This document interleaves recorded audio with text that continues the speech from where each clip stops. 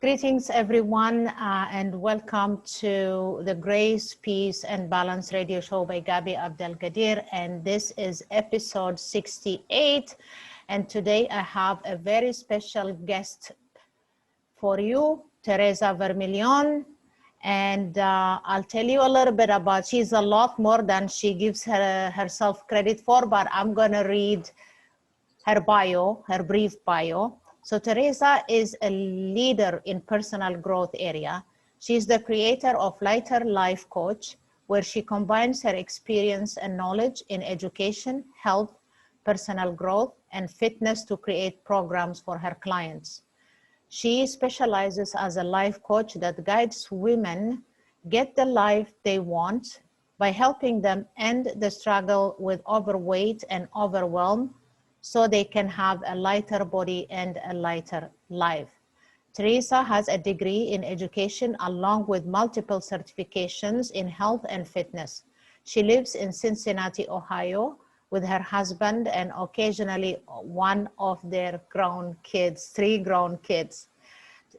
Her favorite things are being outside in nature, learning new things, and spending time and petting her dog, Magic.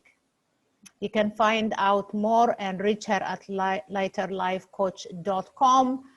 And she wants you to live light. And I will be posting her bio and her contact information below. So Teresa, welcome to my podcast. Thank you. Thank you so much for having me, Gabby. It's such a pleasure to be here. Yeah, so talk to me. You and I are members at the Influencers Academy Club. That's how we met. It's an amazing group of individuals. That's where we met, and we share a lot in common. So I really wanted you to be on my podcast. Tell me a little bit about you growing up. What were you like? Thank you. Oh, I am the third of 6 kids, and so being in the middle, I feel like I learned to just be the adapter, to go along, to not, the quiet. If I was quiet, I didn't get in as much trouble or it became very comfortable for me and easy to not be seen and not be heard. Oh.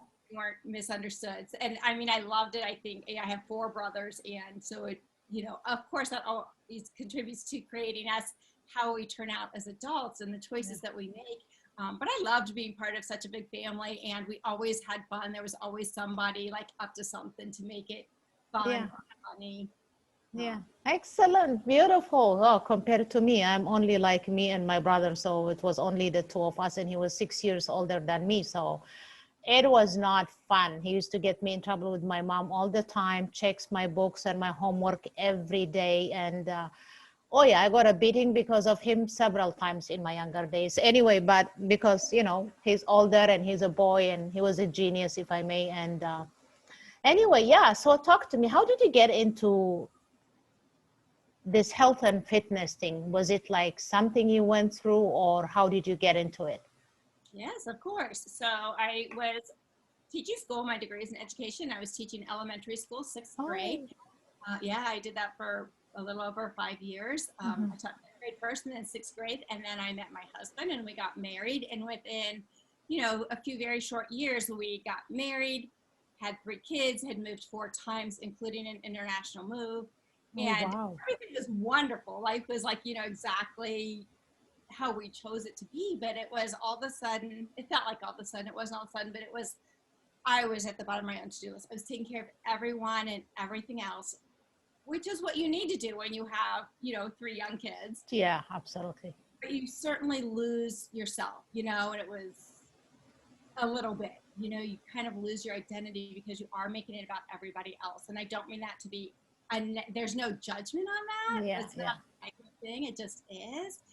But you don't realize the toll it takes on you and your body. And so I was overweight and out of shape and not taking care of myself. And I didn't even know that that was a thing. I didn't even realize that I wasn't taking care of myself. Oh, wow. Looking at you now, I could never picture you overweight at all. Well, thank you. It's similar struggles that most women have, and they either figure it out or they're still struggling. Yeah, I know. And then, so did you stop teaching after you had the 3 kids? I stopped teaching. We started moving for my husband's job when I was Okay. pregnant with our first kid. So Okay. that kind of happened very naturally, Yeah. to a teaching career and be a stay-at-home mom, which I am really grateful for that opportunity. Yeah. Yeah, and then we kept moving back and forth uh, in the delivery room, negotiating sales of homes and things like that. Yeah. Yeah. So you became a mompreneur, kind of. Mhm. Yeah, I mean, I hadn't started this yet, but there was always that side hustle. There was always an MLM or something I was Yeah. dipping my feet in because I feel like you do when you have that growth mindset. Yeah. Sometimes it's always there all along, and you don't even realize that it's there. Yeah.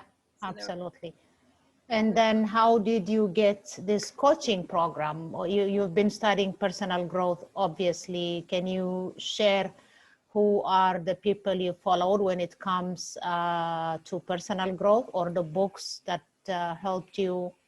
Yeah, and if I can back up just for a second, real quick, because that's such a great question. That in that process, it was like it was that cliche that I was in denial about, like that it was all about my kids, and Yeah. so something needed to shift, and I became a certified personal trainer, Okay. and of that was wonderful because I was working in my community at our local facility where my kids went to school, where I went to church. And so it just was a beautiful, beautiful time in life. And then to keep that certification current, I we got my health coach certification.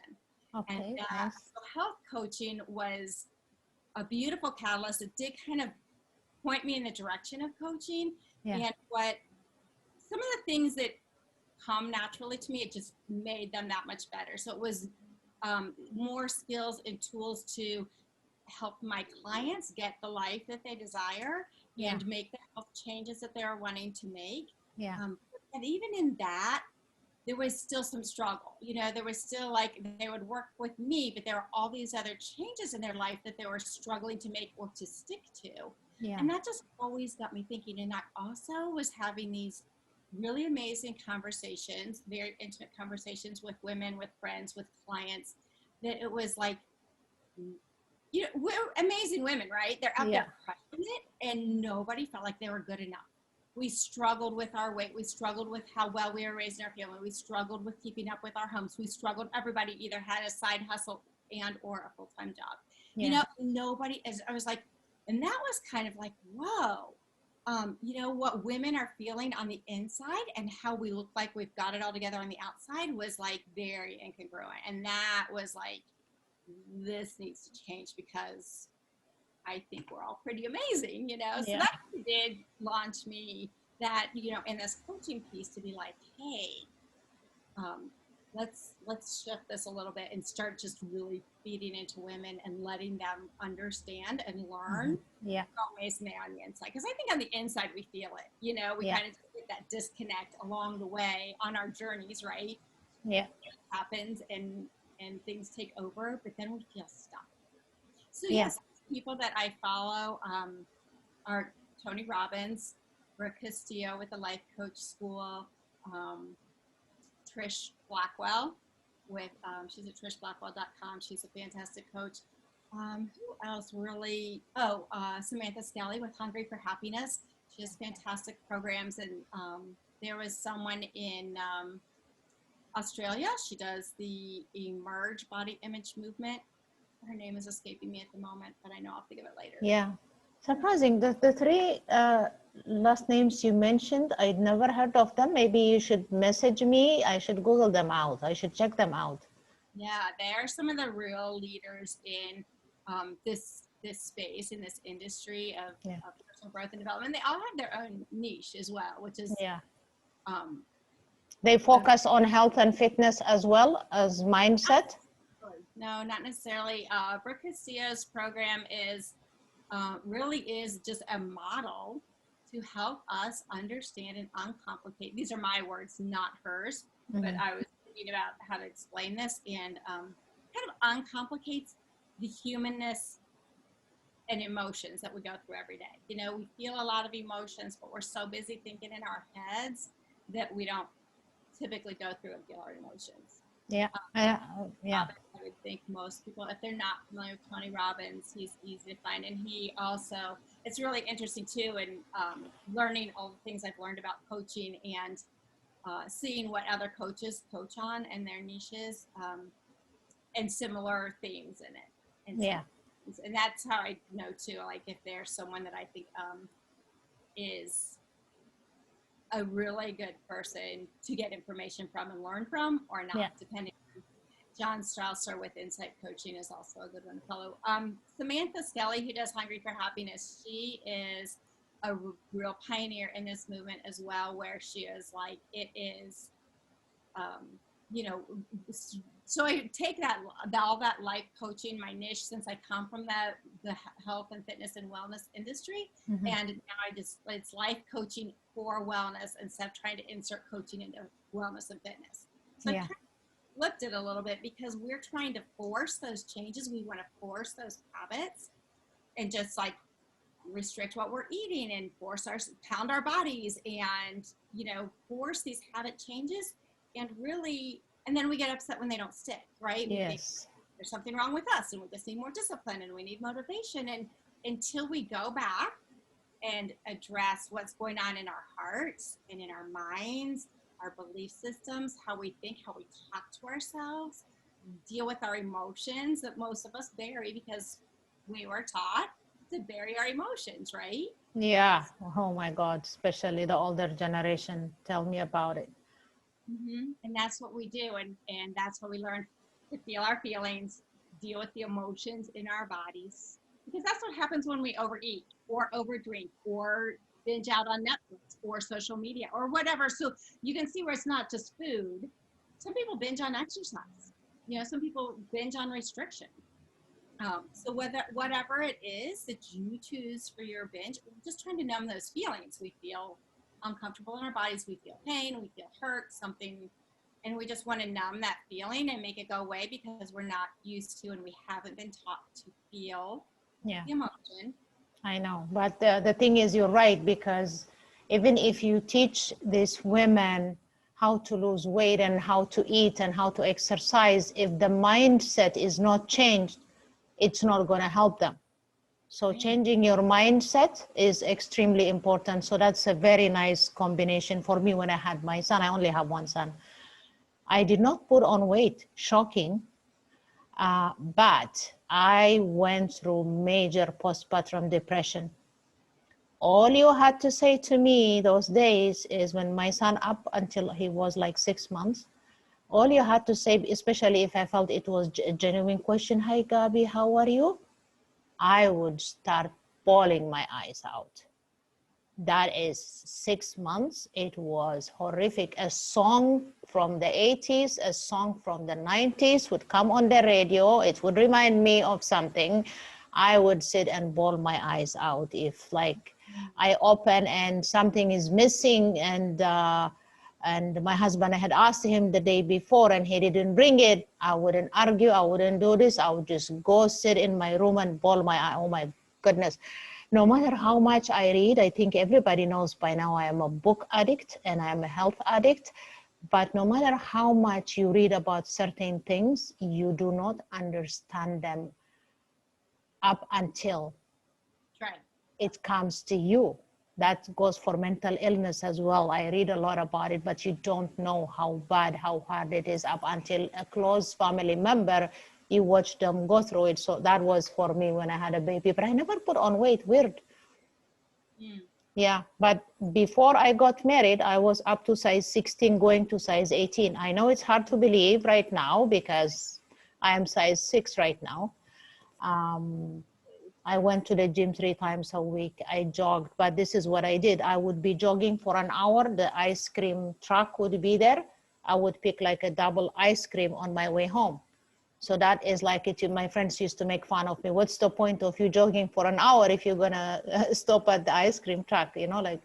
But when I lost the weight, it did not come because of diet. It did not come. It came out of stress for me. Yeah, stress is the one. I lost my appetite. I was skipping meals. I wasn't sleeping enough. Eventually the weight started to go down. Yeah, so that is it. So I'm working on putting on 10 pounds now. I have the opposite problem of everybody else, especially since COVID. A lot of people are working from home now. The fridge is right there, the stove is right there, so they eat, and everybody I know is put on weight except me. Like, yeah, but I'm trying, I'm working on it. Right. But and what I would offer potentially, it's the same problem. Whatever the stress is that you're going through that's making you not have an appetite, it still is in your beliefs and in your emotions, right? Yes, Still yes. an internal shift. And we could do that, we could, just, and that's what's hard, like, because you get to choose, right? You can choose how you're thinking about things and how you like deal with this. And that's with COVID, you know, people got very, very fearful. And I understand the fear, but I also chose to not live that way. I am not going to live in fear. Fear is a choice. Now, that is also a little bit a result of a lot of the work that I've done with myself, right? It's not like you can just wake up and decide that. You can, but there's a process then for making that decision and getting to that place that you've decided you're going to. Yeah. I think people you can change your life in a moment, but there's also a lot of work to be done. A lot of work, yeah. So, yeah. But yeah, the fear, the stress, the eating from home, working from home and eating, and you said something else at the beginning of there that I thought, oh, okay. Yeah, the binging. Yeah, I don't do that because my appetite is like not good. And so my doctor suggested that I start eating every 2 hours, but a very small portion, because my stomach eventually shrunk. Mm-hmm. That is how bad it went. So he said every 2 hours, eat a small portion, and like a little protein, and then 2 hours later maybe a banana, and then 2 hours later maybe some salad every 2 hours, and then your stomach will get used to more food eventually, like you can start eating a lot better. So I have the opposite problem. But yeah, so who is your ideal client right now? My ideal client is a woman who like maybe middle-aged, probably a mom, someone who feels stuck in life. She feels like they're stuck in the struggle because they are doing all the things and they are taking it. So even if they have this desire to make changes in their life or to be healthier, they're trying to figure out how are they going to make that happen. Mm-hmm. And someone who, wants to change, someone mm-hmm. who says, hey, something's got to give. I was made for more. This is not how we're supposed to go through life. Yeah. Because, the process that I would take my clients through definitely helps with health and weight loss, mm-hmm. but it affects everything. And it's going to help your relationships. It's going to, help your finances, your personal growth. It's your families. I'm like, your health. Yeah, absolutely. So women, yeah. So that is true because as moms, especially, like it's all about them, about the kids. It's all about the home. It's all about the family. We tend to forget ourselves in the process, but we have to learn to love ourselves first, because if we don't love ourselves, we don't love anybody. That's what I think what Marissa Peer, have you heard of her? She teaches that. So she teaches self-confidence, and then I've learned like the mirror exercise. We learned it from Jack Canfield, Louise Hay, may she rest in peace. She used to do that a lot. Like she used to teach, even when she has a phone call, she had a mirror by her phone. She talks to herself, you're gonna kill this conversation right now. And then she kisses herself on the mirror, and then she does. She was really funny. So that is, I know it sounds silly for some people. It's really powerful for self-confidence. So I really appreciate what you do. So I know that you are in Cincinnati, Ohio. So do you work with people internationally, like Canada, Europe, or anywhere else? How do you do that? Zoom? Zoom, yeah, sure. And that's what's beautiful about all of this is realizing, and at first I thought, coaching has to be done in person. I need to be able to feel their energy and Yes. read their expressions. And I can do it on the phone even. It doesn't even have to be in, on a Zoom to see their faces. So I can work with anybody in the world. Yeah. I think Zoom would be what I like about it. You can see the person, you can read their body language, and you could also feel the energy. I do about someone. So Zoom, I think it is good. I think this is the future, right? You agree with me? Yes. Zoom is going to be the future now, because it's going to be a long time before the way I see things happening, us being locked down after given a little bit of freedom for only 10 days here in Ontario, Canada, only 10 days, Teresa. And then Saturday before Easter Monday, we were on a complete lockdown for a month now. I think probably in May, we will hear if they're going to open up a little more in May or not. So I don't know how this is going to end. It seems like it's going to be a while before people start going full-time to offices or have a normal life and things like that. So I think it is good. I think Zoom is really making good money, I tell you right now. Yeah. I know. So it is good to know that people can get in touch with you. You can do Zoom with them. You can do phone calls with them. That is simply amazing. And anything you want to add? Any advice for all the women out there, the mompreneurs out there? Just know that you are worth everything you desire in your life, and you're capable of getting it. And amazing. Yeah. It starts with realizing that you want to change, that awareness, and just know that you always have a choice. You always have a choice about. You have a choice. Absolutely. Fantastic and well done. So just for the sake of fun, I'm going to ask you a couple of questions that have nothing to do with life coaching or health and fitness. Okay. So if you had to visit 3 countries before you die, don't overthink it. What countries would they be? I would definitely go back to New Zealand. Okay. I would go to Greece. I've never been to Greece, south of Greece, and I kind of want to pick the United States, meaning Alaska and Hawaii. I have been in every state in the lower 48. I have not been to Alaska or Hawaii yet. Yeah. Okay. That's beautiful. Most of my interviews, a lot of them, sometimes I forget to ask these questions, but when I do, Egypt comes the first. Interesting. Yeah, because it's like Egypt has a lot of history, right? And it surprises me. It surprises me. It's a place to consider. If life gets normal, it's a good place to visit and learn about history and all that stuff. And they have the best food. They have the best cotton in the world. And it's just think about it.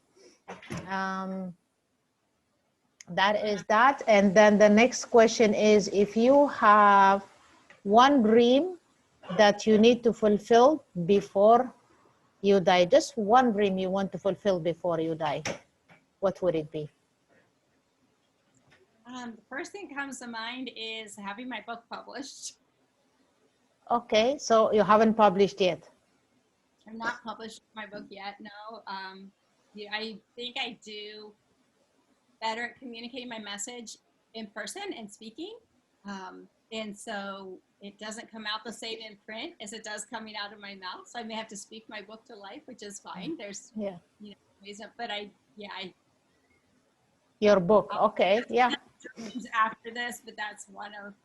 Yeah, I think that's doable. You should actually give yourself a deadline to finish it by, if you have started it already, you can do it. You can do it by end of April.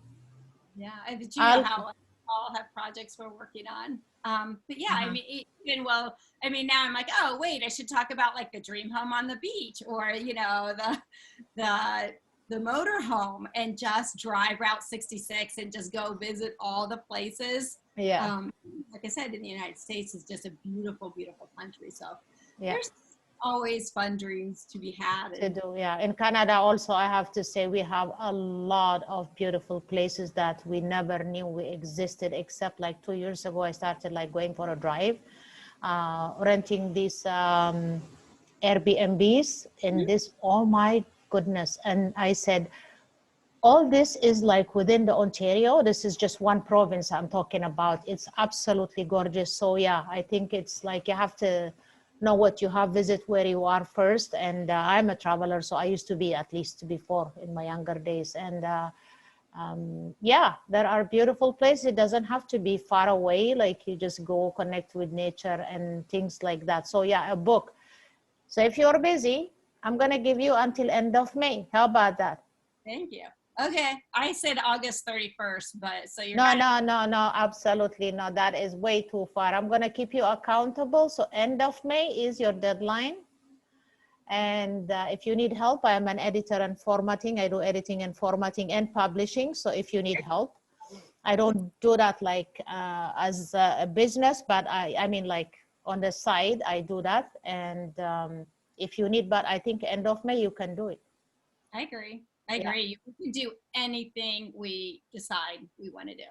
Yeah, like Jack Canfield said, if every day you write one page, in 1 year you have 365 pages. Nobody writes 365 pages anymore. If you do one page every day, all you need is 150 pages with valuable information, right? That's 100, that's three, yeah. So it's 1/3 done. But, exact, oh yeah, see, that's why I told you, you can do this.